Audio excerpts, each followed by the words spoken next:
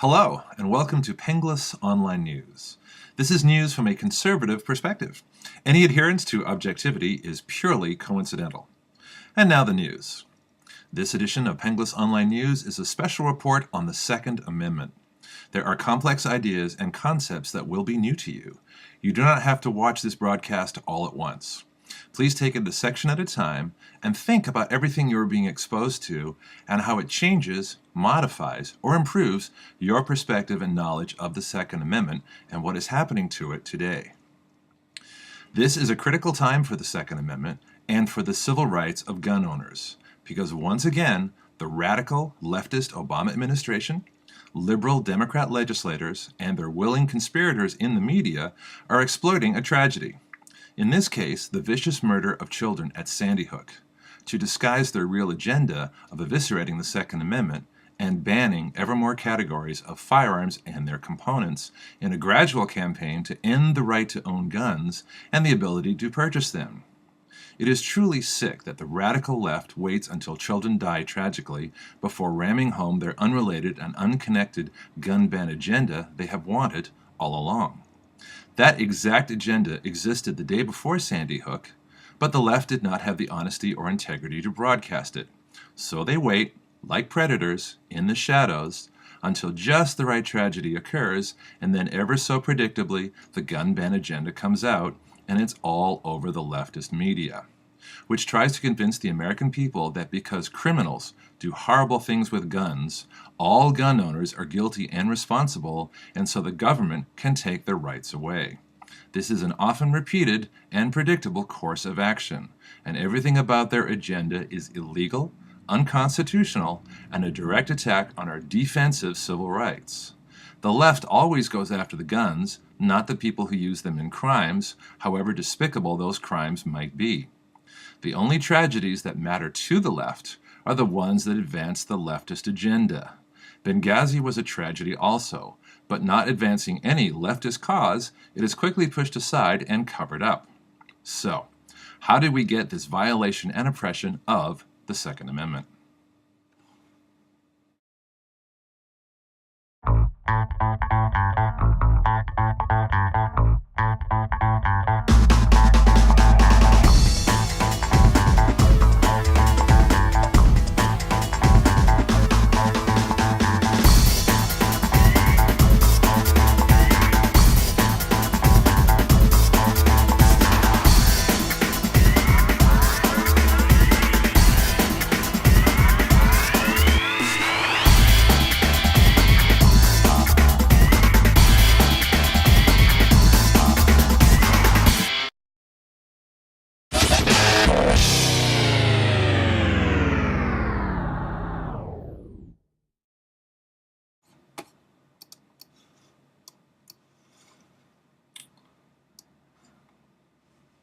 Why do the anti-gun owner, anti-self-defense, professional victim groups think the way they do? Why does logic, facts, rational discussion, constitutional law, founding principles, common sense, and overwhelming evidence have absolutely no effect on these people? Back in 2000, Dr. Sarah Thompson wrote an article called Raging Against Self-Defense. A psychiatrist examines the anti-gun mentality. It was published by Jews for the Preservation of Firearms Ownership on their website. Her article has extensive footnotes. This segment is based on that article. In order to communicate effectively with advocates of victim disarmament, you have to understand them.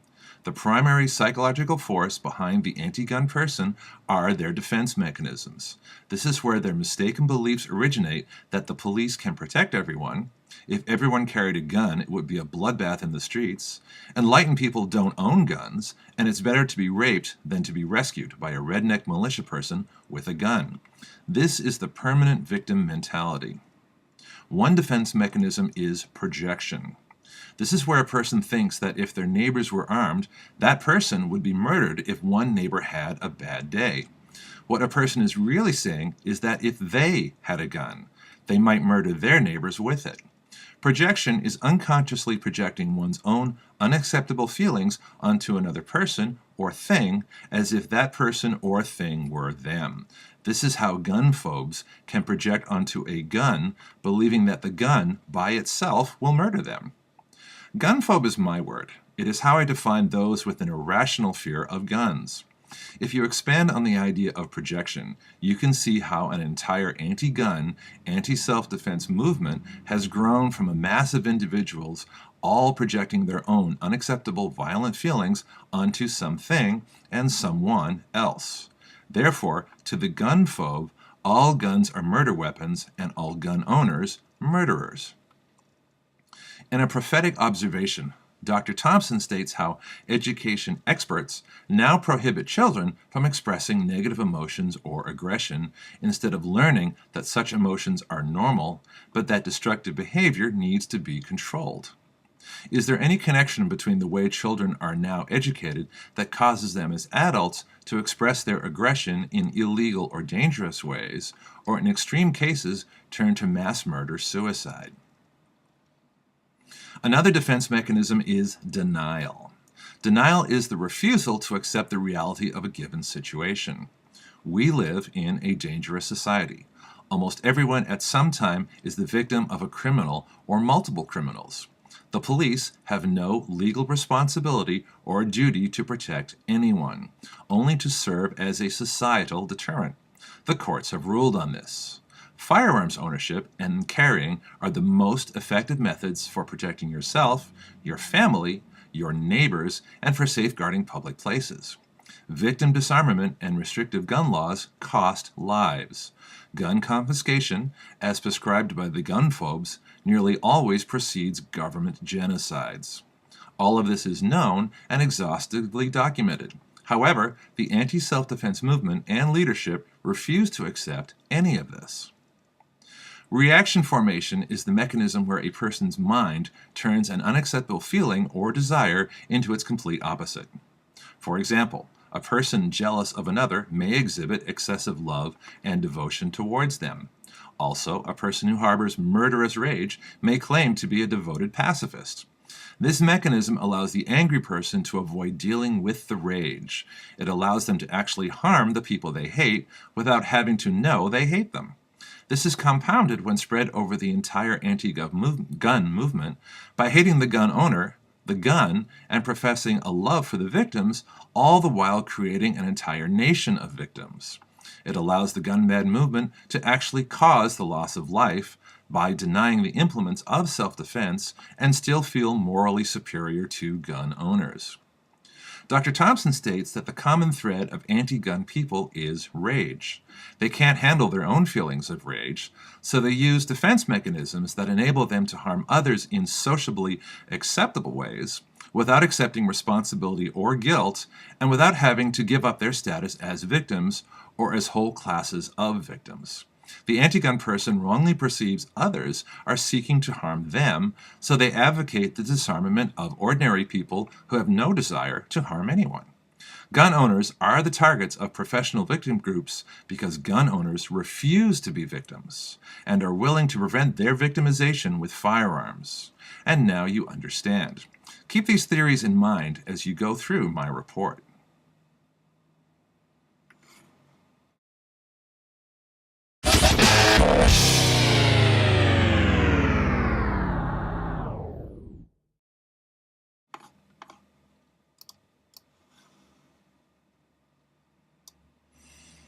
A well-regulated militia, being necessary to the security of a free state. The right of the people to keep and bear arms shall not be infringed. My source for background on history for this segment is The Right to Keep and Bear Arms, a report of the Subcommittee on the Constitution, Committee on the Judiciary, United States Senate, February 1982. It is on the Jews for Preservation of Firearms website also.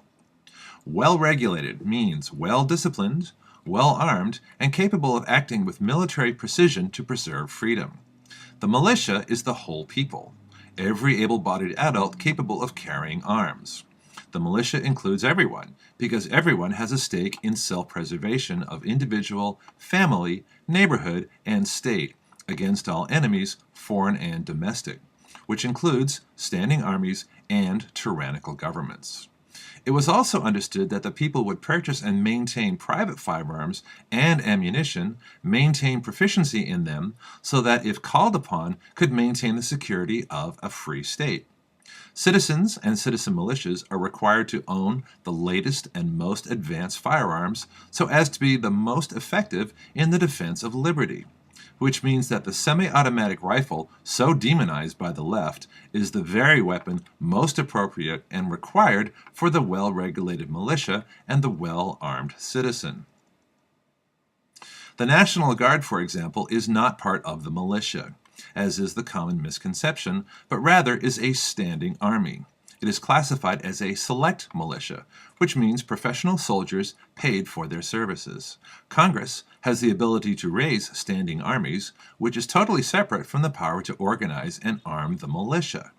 The term free state has always been held to be geographical.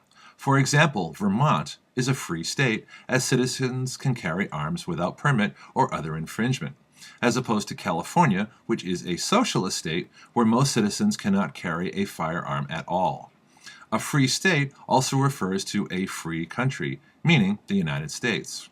However, what if state also meant a condition, like the state of being hungry, for example, or, for example, a frozen state like ice? If a state of freedom were a condition, a human condition, then the right to bear arms would be universal, not just American. And just as our human rights have transcended nations around the world through our Constitution, could it not be recognized and acted upon that universally the citizens of every country must be able to keep and bear arms to be considered in a free condition or a free state? This makes any effort of the United Nations to infringe on the rights of any citizen anywhere in the world to own and carry firearms an international crime against liberty and humanity. It is a crime against liberty for any government anywhere to infringe or restrict in any way on their own citizens' right to own and carry firearms, thus denying a condition of freedom or a free state. So, what is a right? This is a gift from God, not government, whereby you may act and think independently, without restriction or interference, so long as you don't restrict or harm anyone else's rights. Rights are an action, not an acquisition. You do not have a right to be given anything, such as a good or service, which is why healthcare isn't a right. You, by individual action, exercise a right. That is how it exists. You have a right to own and carry firearms, the modern translation of keep and bear arms. But you do not have a right to be given a gun. That you must earn for yourself. The people always refers to individual people, not groups or organizations. There is no such thing as a collective right. The idea of acting collectively contradicts the definition and purpose of what a right is, which is why there is no collective right to bear arms and why the Second Amendment does not apply to the National Guard or any group unless made up of individual people voluntarily acting together, as in a well-regulated militia. Arms are weapons that fire bullets which can be carried in the arms of the individual, hence the choice of the word arms. The military generally defines arms as individually held infantry soldier weapons of .50 caliber or less. The left likes to accuse Second Amendment supporters of wanting exotic military weapons like nuclear weapons in your backyard. However, such arguments are foolish, absurd, distracting, and have nothing to do with the Second Amendment. To keep and bear arms means to purchase, own, and carry guns. The key to the Second Amendment are the words, shall not be infringed. The fringe is the absolute outside border. So to infringe means to touch the outside boundary in any way. Therefore, if the rights of citizens to purchase, own, and carry firearms is in any way touched at the very outside of the right at its border, then the right has been infringed upon. Understanding this means understanding how much of the Second Amendment has been destroyed and must be restored.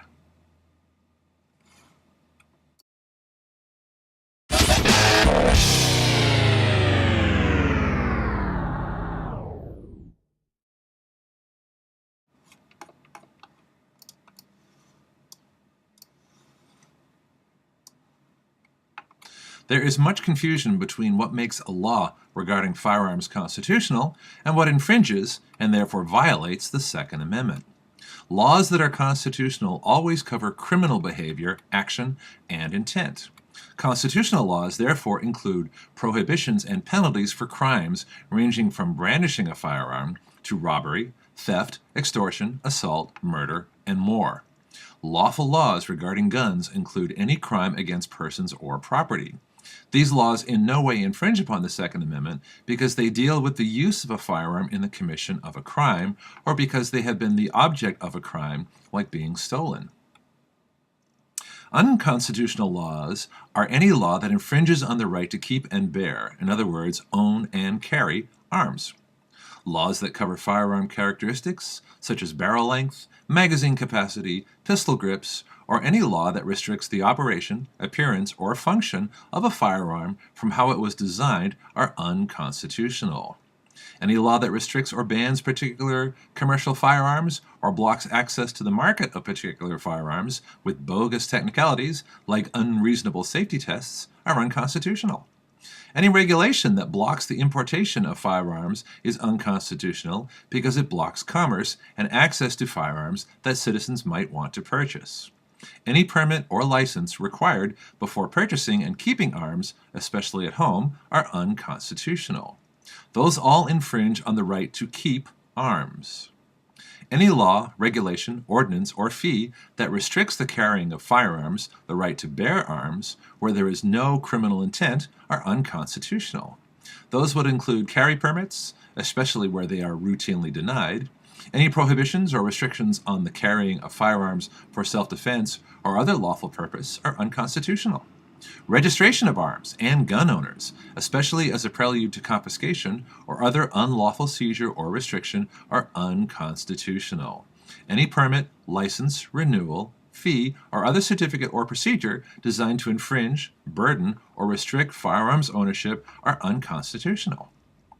The legal principle that makes all these laws unconstitutional, in fact, the entire anti-gun rights agenda unconstitutional, is prior restraint. That is, making a law, regulation, injunction, or other restraint before you do something that would be, or might be, illegal. You cannot arrest, prosecute, or punish people for what they might do. Yet this is what the entire Obama-Feinstein anti-gun group agenda is trying to do and has done before. Part of the leftist agenda is convincing the American public it's just common sense, or reasonable, or for safety. However, rights cannot be superseded by unjust laws, just the opposite in fact. This is why banning or restricting rifles, handguns, ammunition, magazines, or anything else, and doing this to all citizens because of what criminals might do in the future, is clearly illegal. It also means any pre-existing law or regulation based on prior restraint is also unconstitutional and needs to be revoked, abolished, unfunded, and unenforced. There are some gray areas. Many states now have shall issue concealed carry permits. These establish reasonable and consistent criteria whereby citizens can acquire a permit through demonstration of competence with a firearm and also go through a background check. This is generally a vast improvement of a previous system where carry permits were impossible to get and the right to carry was oppressed. As a progressive step towards a no-permit state, where citizens simply exercise the right to carry firearms, this is a good thing. But technically, any permit system, however fair, is still an infringement. Background checks that prevent violent felons, mentally ill, and prohibited persons from acquiring firearms to commit crimes are a good thing. However, such laws cannot be used to register guns and gun owners, especially as a prelude to other unconstitutional infringements, restrictions, or seizures. This is exactly how and why current background checks are being done. There is a better way. Rather than check and register every good citizen who wishes to purchase a gun, a list of prohibited persons could be securely provided to licensed firearms dealers. A simple photo ID check could be made against the prohibited list.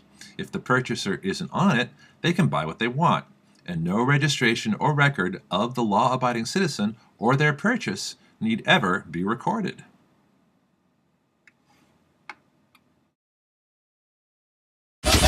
The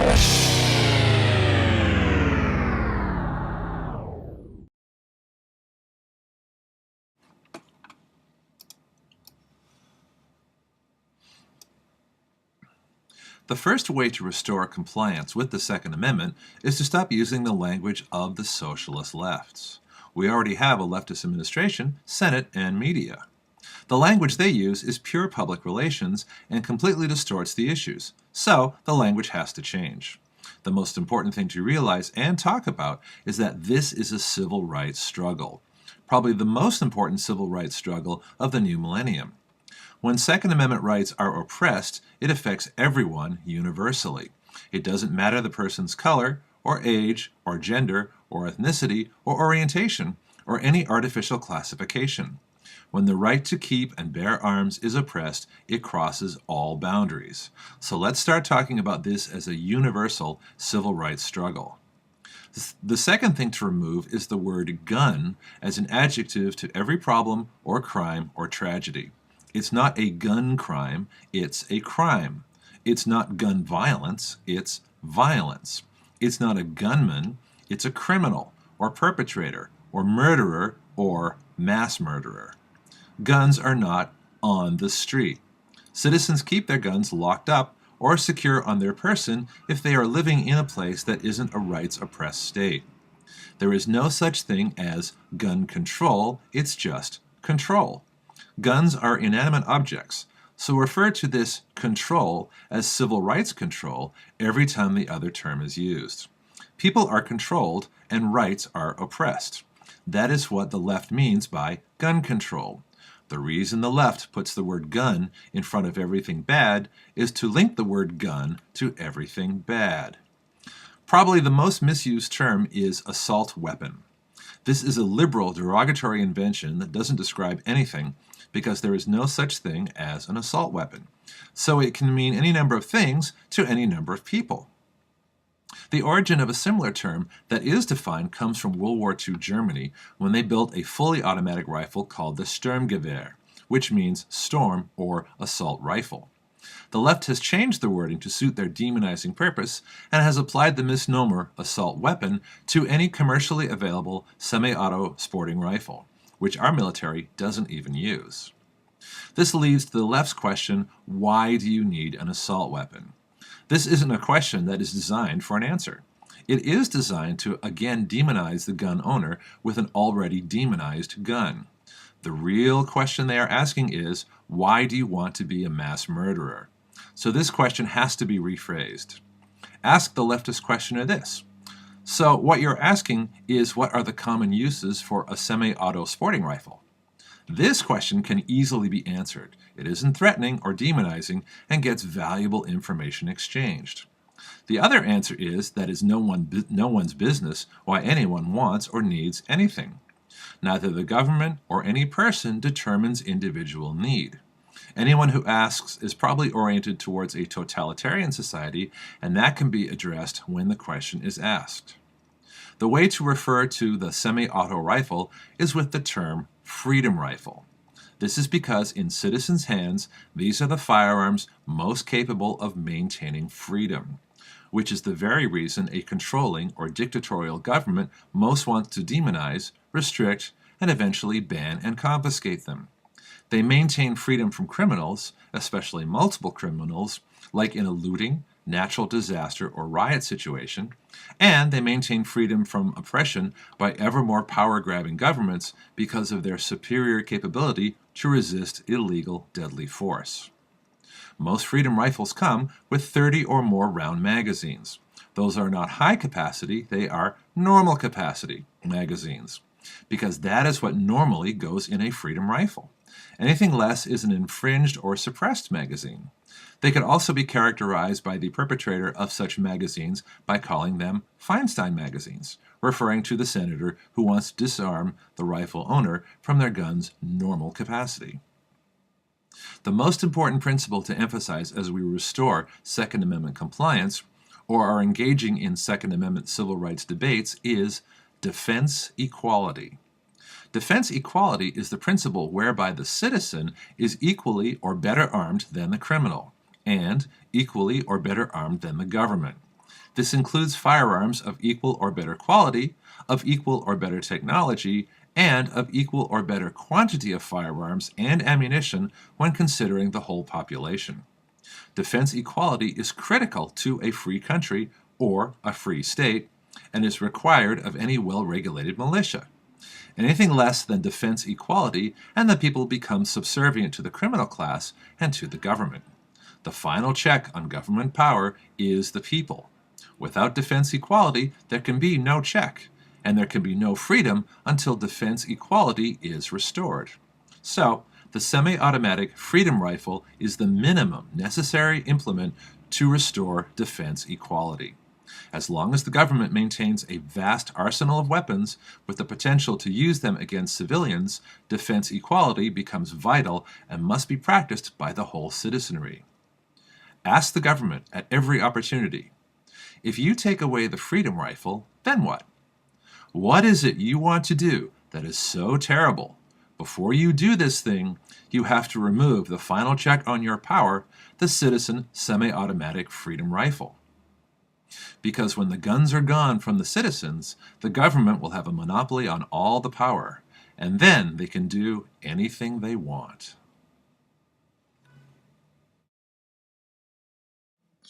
Penglis Online News is brought to you by The Complete Guide to Flight Instruction, which is my sarcastic and blunt critique of our flight training system and how to fix it. Also, if you want to learn to fly, if you want all the secrets, all the inside information, all the things that'll really get you through the flight training system efficiently, quickly, and with all kinds of information you're not going to get from any other source, please consult The Complete Guide to Flight Instruction, available from Amazon.com.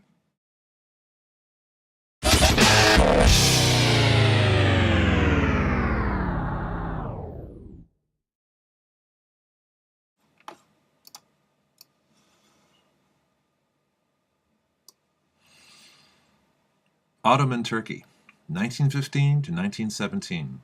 Over 1 million Armenians were killed by their government.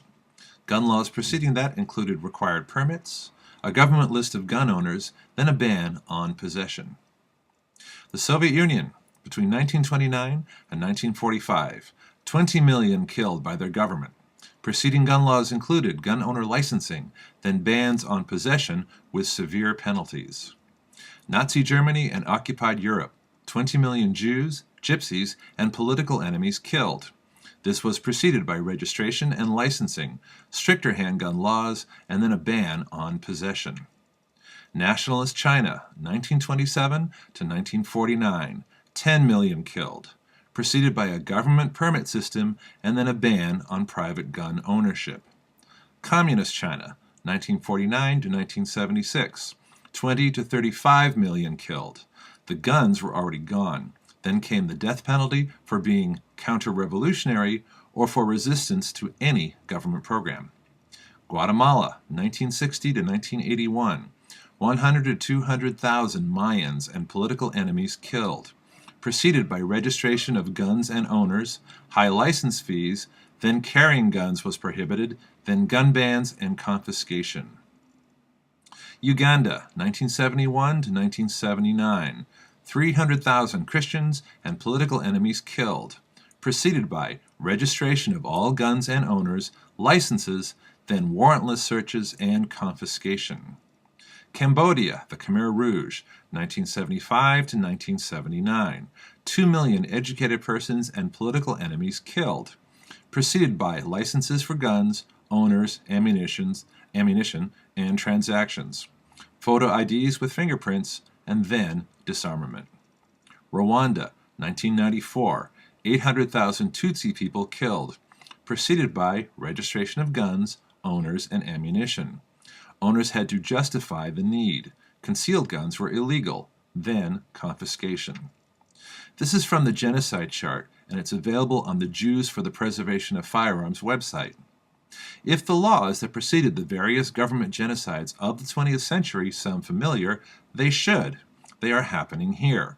The Obama-Feinstein anti-gun owner agenda includes a ban on freedom rifles and the regular magazines they carry, universal background checks, national registration for gun buyers, and an alcohol, tobacco, and firearms national database to track the movement and sale of all firearms. If the pattern continues, magazines will be restricted, various guns will be banned, and then, when everyone is in the National Registry, the further banning and confiscations will begin.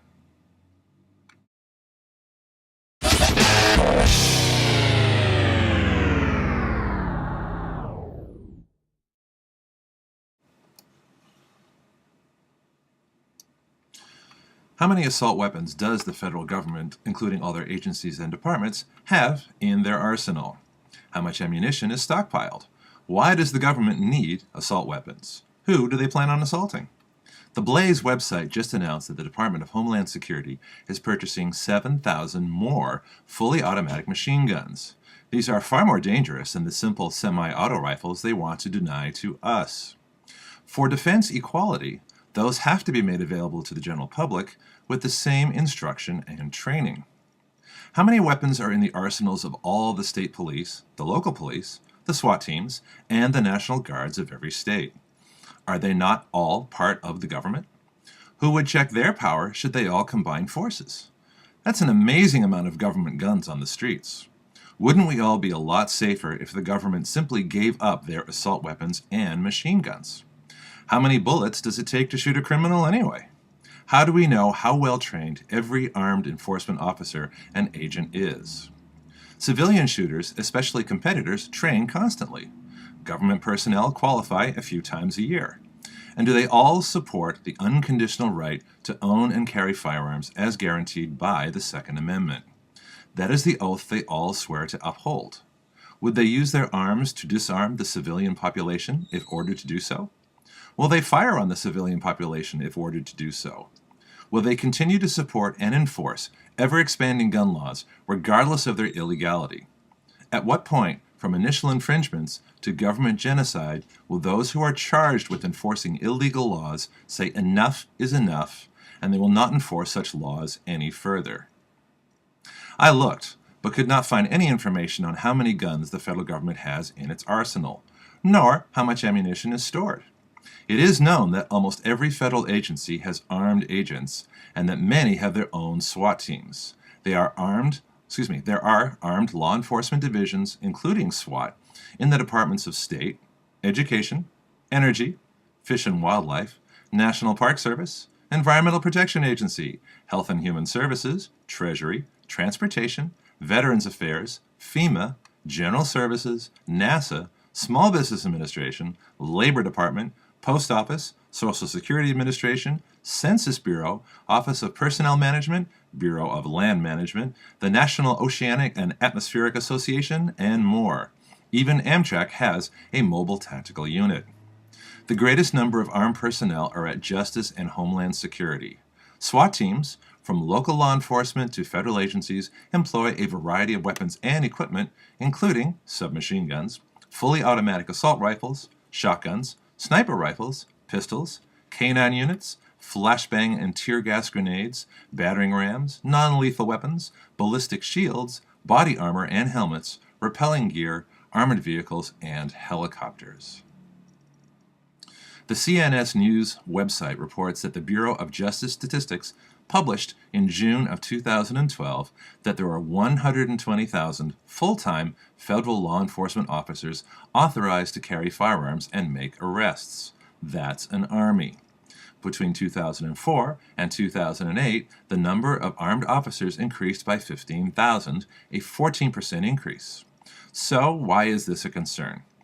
Because on July 2nd of 2008, in a Colorado Springs campaign stop, candidate Obama said, quote, "We cannot continue to rely only on our military in order to achieve the national security objectives that we've set. We've got to have a civilian national security force that's just as powerful, just as strong, just as well funded." Unquote. For comparison, there are currently about 1.8 million active-duty military personnel, with about 860,000 in the Reserves and National Guard. The annual military budget approaches $700 billion. The Obama administration has never declared their national security objectives for this civilian security force. Federal agencies and police departments nationwide are being militarized. Federal law enforcement action used to be directed through the FBI. Now, a huge variety of agencies have their own paramilitary forces. Law enforcement at the local level used to be civilian public servants with strict constitutional bounds who are part of the community. Now, local law enforcement is becoming paramilitary raiders like the feds. At all levels, from local to national, a dizzying list of abuses of power is accumulating. Whereas raids by SWAT and other special teams were reserved for the most violent and dangerous criminals and crises, now they are used on a whim by every department that has such a team for the most trivial and inconsequential issues, misdemeanors, minor complaints, and regulation infractions, frequently without formal charges, search warrants, or any perceived limit on the power to search, seize, and detain. They have ceased to operate within constitutional law enforcement limits and have become their own law. So the question has to be asked, are we, the American people, the enemy now?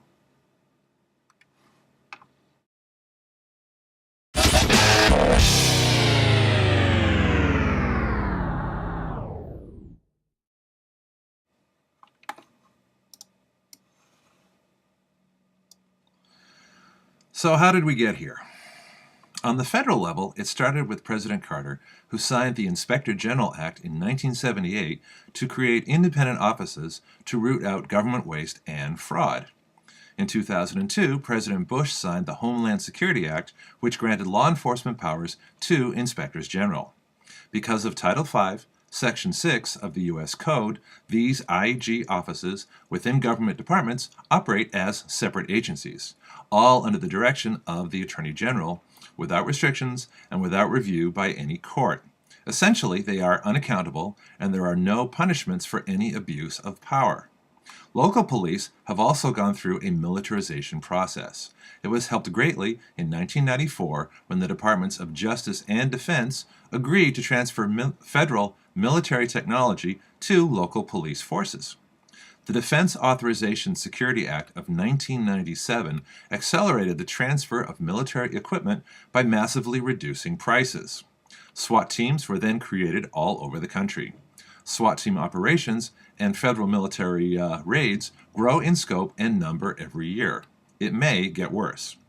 Alex Jones of InfoWars reports that since November of 2011, the Department of Homeland Security has purchased 1.6 billion with a B, billion rounds of ammunition. This is 10 times larger than any purchase in such a short period. For reference, the population of the United States is about 315 million. There is another problem. Along with militarizing all levels of government law enforcement, they have found a way to self-fund. It's called asset forfeiture. This is where any property or cash can be seized by any law enforcement agent based only on a suspicion of those assets being involved in a crime. The intended purpose was to cut into the wealth and property of drug lords. That was expanded to include seizing from anyone. In civil asset forfeiture, no crime need be proved, no search warrant issued, no due process, no presumption of innocence, and individuals have to prove their seized property was not part of a crime to get it back. Those procedures are long and expensive. 42 states, plus the federal government, have asset forfeiture laws. All property and money seized become the property of the seizing agency or department. So the incentive is to seize as much as possible for the largest operating budget. The American Civil Liberties Union reports that in 2008, the Justice Department Asset Forfeiture Fund was over $1 billion. Combine asset forfeiture with the ever-increasing militarization of federal bureaucrats, state and local enforcement, and you begin to see the scope of power abuse. Add to this the fact that guns were illegally seized by law enforcement after Hurricane Katrina, and the clear pattern of arming the government while disarming the people could not be more clear. There are agencies and departments from local to national who enforce laws that violate people's Second Amendment rights all the time. And they would enforce any new laws and regulations from the Obama administration and Congress without question. Government gun rights oppression started in the year 1640, when black Americans in Virginia, whether slave or free, were banned from owning guns.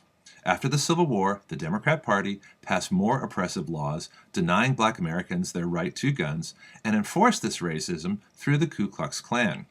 The Republican Party, which was formed to end slavery, with the National Rifle Association, have since their founding advocated that Black Americans be guaranteed their full rights to keep and bear firearms.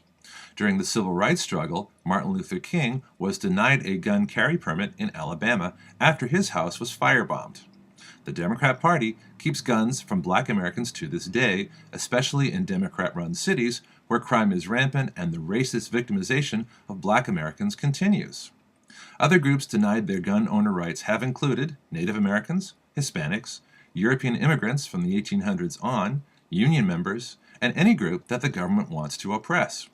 But before that oppression, they have to take the guns.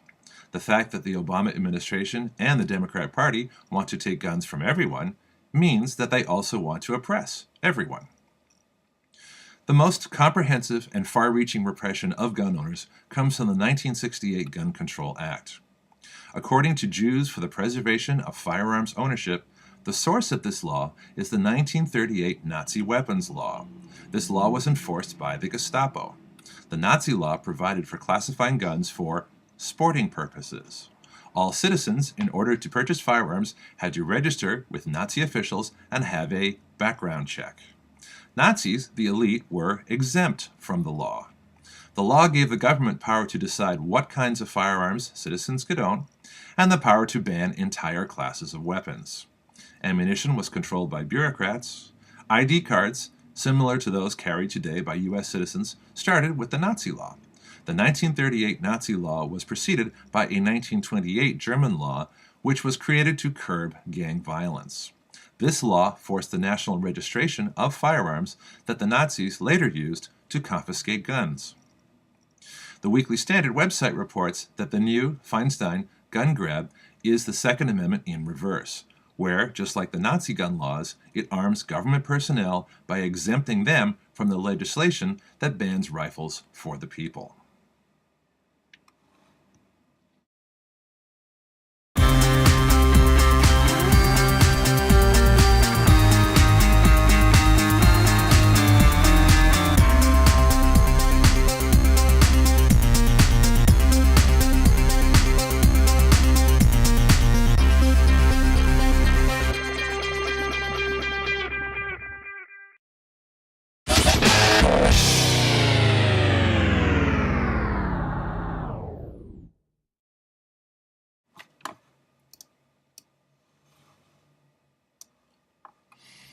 Rights, if not exercised, are meaningless and non-existent. We all have a God-given right to defend ourselves. The Second Amendment guarantees that there will be no government infringement on that right. The reality, however, is that all across the country, the right of owning and carrying firearms is violated all the time. Those laws are not constitutional, but they are enforced by the police, and people are prosecuted and go to jail for nothing more than carrying firearms on their person, in their car, or in extreme firearms repression zones in their house. Here's the ultimate irony on firearms. The best way to protest a repressed right is to exercise it. To do that with guns means carrying guns in defiance of unconstitutional laws.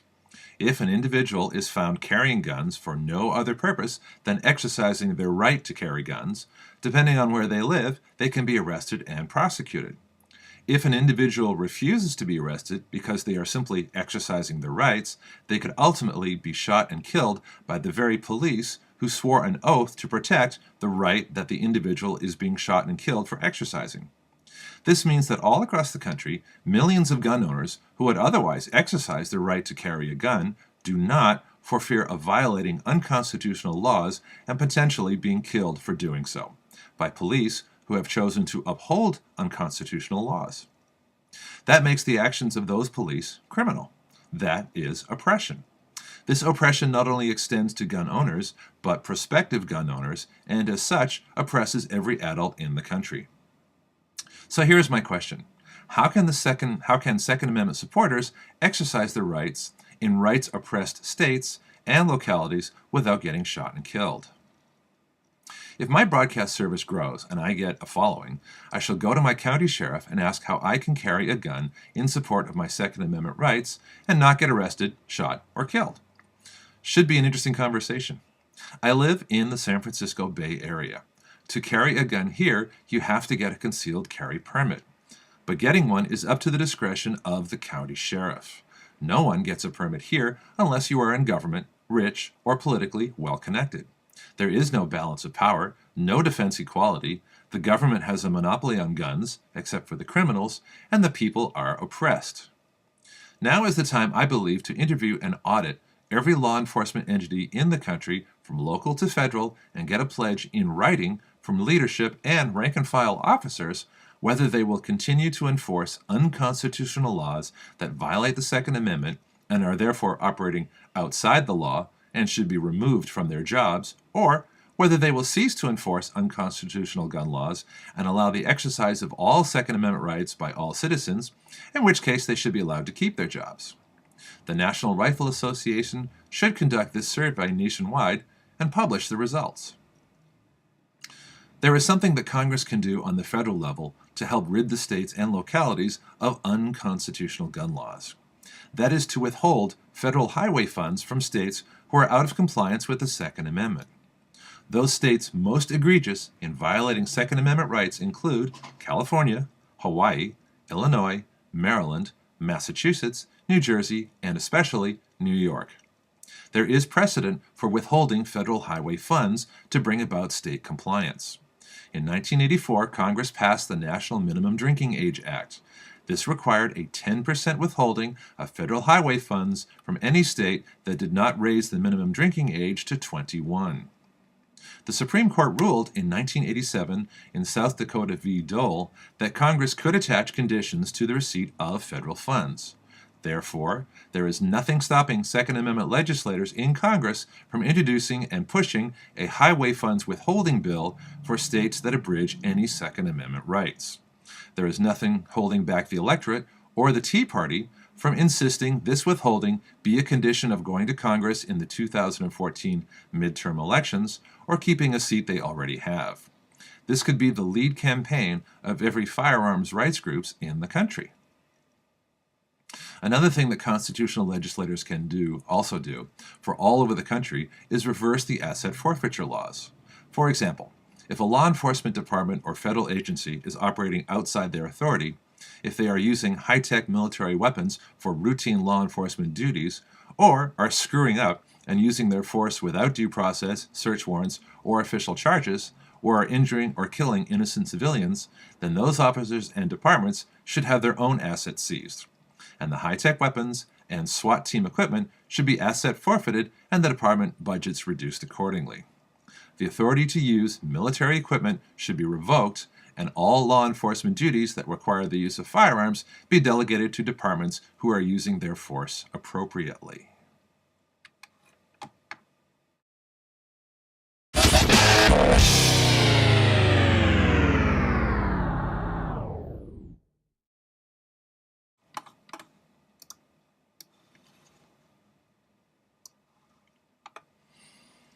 In the firearms civil rights struggle that is just getting started, much can be learned from the Black American civil rights struggle from the late 50s and early 60s.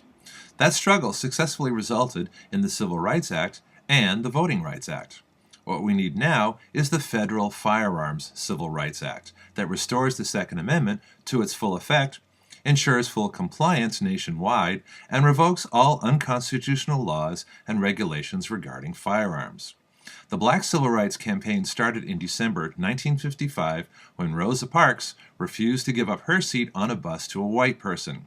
What followed was a boycott of the Montgomery bus system, sit-ins at all-white lunch counters, marches, demonstrations, the Freedom Riders, and more. A huge amount can be learned from this civil rights struggle so as to be truly successful in the firearms civil rights campaign to own and carry guns without infringement. According to the Democrat Strategist website, there are 3 components essential to any civil rights campaign. 1. Civil disobedience. 2. Grassroots organizing and voter registration. 3. Boycotts and economic withdrawal. These 3 parts have to be used together as they don't work in isolation.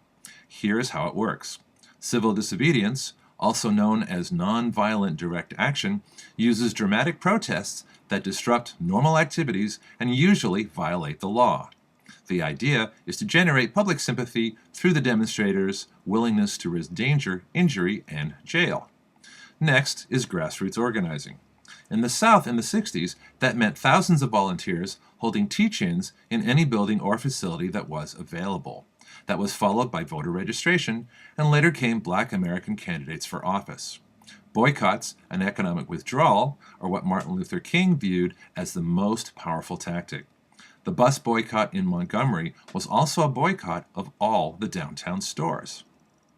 So, how does this strategy move from ending segregation to ending gun owner discrimination?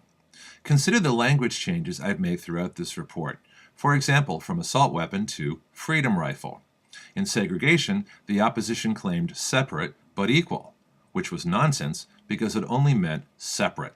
In the same way, the claim of common sense gun restrictions only means gun restrictions. So the first thing is to get the language right and never use the language of the left. For classic civil disobedience, thousands of armed Second Amendment supporters would have to gather in a public place where carrying firearms is prohibited or restricted, carry them anyway, and carry on a very peaceful, non-threatening, very public celebration. To participate would surely mean arrest and jail, and possibly the forfeiture of ever keeping or owning guns again if felony charges are involved. What legal preparations can be made so that an armed Second Amendment event could be held and still be civil, yet disobedient, and not result in a permanent loss of rights? Second Amendment protests and gatherings asserting the right on January 19th included citizens carrying their arms. In the non-oppressed cities of Olympia, Washington, Phoenix, Arizona, Salem, Oregon, and Salt Lake City, Utah, attendees showed up with holstered handguns and carrying rifles.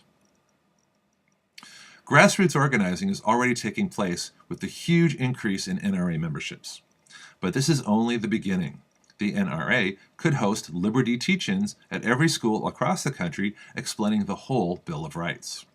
Every liberal media outlet could be contacted to correct their misinformation. The latest being that an AR-15 modern sporting rifle was used in the Newtown school massacre when it wasn't. NBC reported this error as documented by the independent journal Review. Social media is being used now to its fullest extent. The advance in technology has totally changed this civil rights struggle. Voter registration, however, offers a new opportunity to advance the right. What would happen if every gun owner left the Democrat Party and became independent? What would happen if every gun owner left the Republican Party if they failed to introduce legislation to repeal the 1968 Gun Control Act and failed to push bills to withhold highway funds from states out of compliance with the Second Amendment? What if millions of gun owners promised to join the NRA if they immediately challenged every law and regulation that infringes on the civil right to own and carry firearms by using the Second Amendment in court, seeking an immediate injunction against all such laws and regulations? Economic boycotts could again be the most effective tactic. Every city that is non-gun friendly could be boycotted, blocking tourism and conventions. Every business that denies gun owners their self-defense rights could be boycotted. Every person and organization that in any way contributes money, talent, time, or contributes in any way to anti-gun owner organizations could be publicized, boycotted, and shunned. What if a national effort were organized to coordinate gun owners and prospective owners into an economic voting bloc? What if money were moved away from Democrat contributing or gun ban supporting financial institutions and were put in gun owner supporting banks, credit cards, and more? According to the University of Connecticut study and Gallup, some 77% of homes in the United States has a gun in it, and there are some 87 million gun owners. That is economic power. Add to that all prospective gun owners, and the numbers are staggering. The Washington Examiner reports that an NRA boycott of the Eastern Sports and Outdoor Show has caused the canceling of the event. Reed Exhibitions, who runs the show, refused to allow AR-15 type rifles to be brought in. The Washington Examiner properly characterizes such weapons as modern sporting rifles. I call them freedom rifles.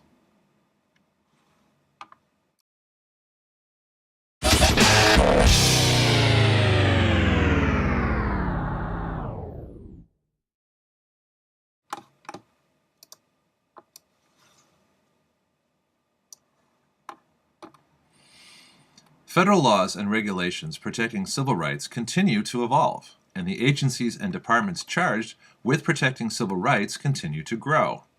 On the FBI website, Federal Civil Rights Statutes page, are 2 laws that could change the whole momentum of the campaign to guarantee the right to keep and bear arms to all citizens. Title 18 U.S.C. Section 241, Conspiracy Against Rights. This statute makes it unlawful for 2 or more persons to conspire to injure, oppress, threaten, or intimidate any person of any state, territory, or district in the free exercise or enjoyment of any right or privilege secured to him or her by the Constitution or the laws of the United States, or because of his or her having exercised the same." Unquote. This law means that the President, the Vice President, the Attorney General, several Democrat senators, including Senator Feinstein, and any other government personnel involved in the current initiative of the Obama administration are engaged in an anti-Second Amendment conspiracy to deprive all citizens of the right to own and carry firearms. This conspiracy also includes governors, state legislators, mayors, and local legislators who have in any way passed laws, regulations, and ordinances that deprive anyone of the free exercise and enjoyment of the Second Amendment. The punishment for violating this federal statute and the rights it protects is a fine and imprisonment up to 10 years. If a death results from this conspiracy, the fines and prison terms are unlimited. Therefore, any civilian deaths that have resulted from being unable to exercise Second Amendment rights because of this conspiracy could bring about unlimited fines and imprisonment. The death penalty may also be invoked. How many citizens, especially women trying to defend themselves against stalkers, have been injured or killed by a deprivation of rights by this conspiracy? How many victims in poorer neighborhoods, particularly minority neighborhoods, where police are stretched thin, have been denied their defense rights and other civil rights by this conspiracy and have suffered injury and death? The second federal statute is Title 18 U.S.C. Section 242, Deprivation of Rights under Color of Law. This statute makes it a crime for any person acting under color of law, statute, ordinance, regulation, or custom to willfully deprive or cause to be deprived from any person those rights, privileges, or immunities secured or protected by the Constitution and laws of the United States. Unquote. The color of law means law enforcement.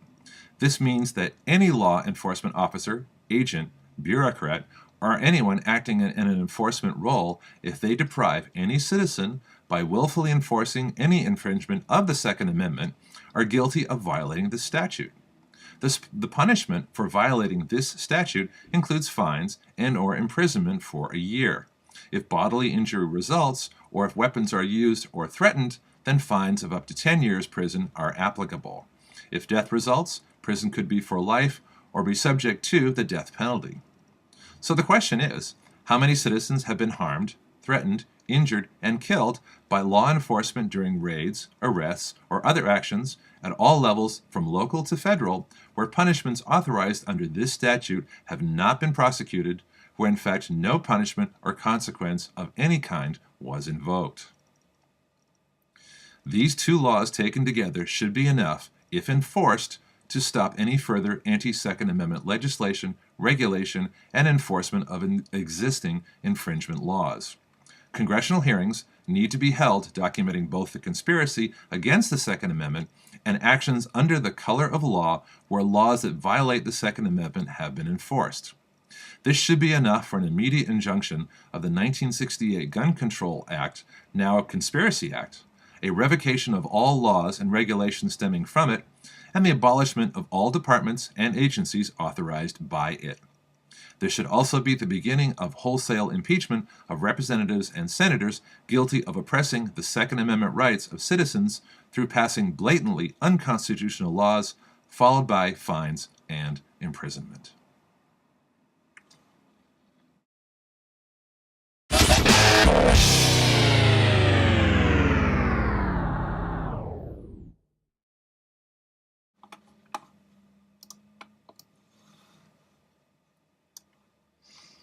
One of the great weapons in the arsenal of democracy is jury nullification. The Fully Informed Jury Association has a special brochure for Second Amendment infringement laws on their website. Jurors have no idea of their power to judge and nullify unjust laws because judges instruct jurors that they can only rule on the facts in a case. This is nonsense. Jurors were always intended by the founders to be the last check on government power and unjust laws once signed into law. Jurors test the practice of laws once enacted and judge whether they are fair, just, reasonable, and constitutional. The judicial system, however, weeds out any juror who understands this before they ever get on a jury. That has included me. So the trick is to get on the jury without it being known what you know. There are some 20,000 unconstitutional gun laws passed by legislators and signed by executives against their oath of office and enforced by law enforcement against their sworn oath not to.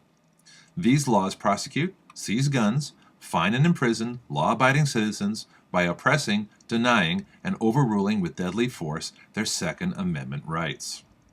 The people, that's all of us, have a recourse. Jury nullification is the guarantee against the very judicial tyranny that exists today. That tyranny flourishes for now because jurors are uninformed of their power. However, by refusing to convict citizens charged with laws that violate the Second Amendment, those charges can be overturned and the citizen acquitted. What if the NRA partnered with the Fully Informed Jury Association to educate a jury pool of millions of gun owners nationwide who then refuse to convict when a citizen charged with a crime is only exercising their lawful Second Amendment rights? Any and all of those 20,000 infringement laws can be nullified by jurors who find not guilty. The most famous example of a Second Amendment defense by jurors is when a jury refused to convict Bernard Goetz, who defended himself with a firearm on a New York subway against multiple assailants. He was in compliance with the Second Amendment, but was charged with violating various gun laws, which the jury nullified.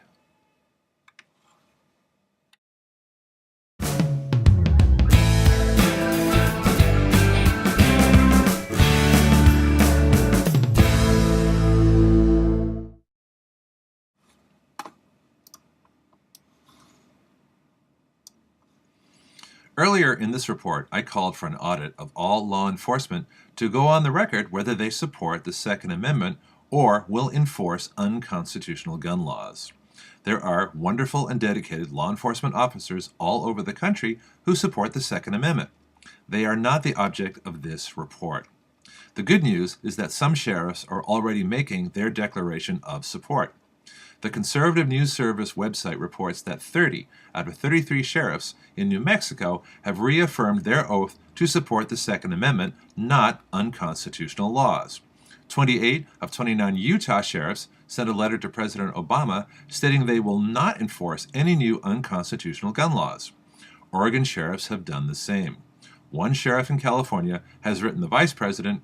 Also, Missouri, Texas, and Florida sheriffs are voicing similar opinions. This is a great start, but it is only a start. We need to hear from all law enforcement departments and get it on the public record.